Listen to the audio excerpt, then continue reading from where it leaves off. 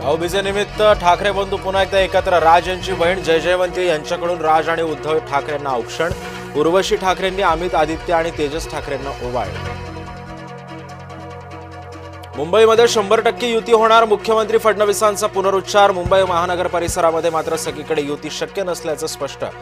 नागपूरमध्ये पत्रकारांशी अनौपचारिक गप्पा मारताना महत्त्वाचं विधान. कोकणातील तिन्ही जिल्ह्यांमध्ये युती व्हावी हीच एकनाथ शिंदेंची इच्छा. मंत्री उदय सामंत यांचं स्पष्टीकरण. बैठकीमध्ये मी जे बोललो त्याचा विपर्यास केला गेला, सामंतांचा खुलासा. पूरग्रस्त शेतकऱ्यांना मदत दिली नाही तर स्थानिक स्वराज्य संस्थांच्या निवडणुका होऊ देणार नाही, मनोज जरांगे यांचा राज्य सरकारला इशारा.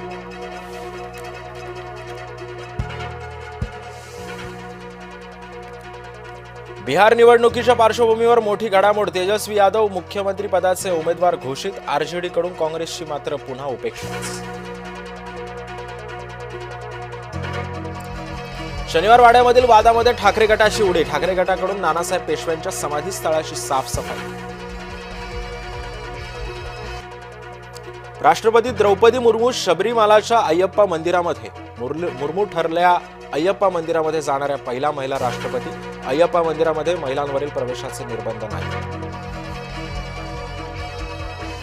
पुण्यामध्ये अजित पवारांना भिडणार मुरलीधर मोहोळ. महाराष्ट्र ऑलिम्पिक संघटनेची 2 नोव्हेंबरला निवडणूक.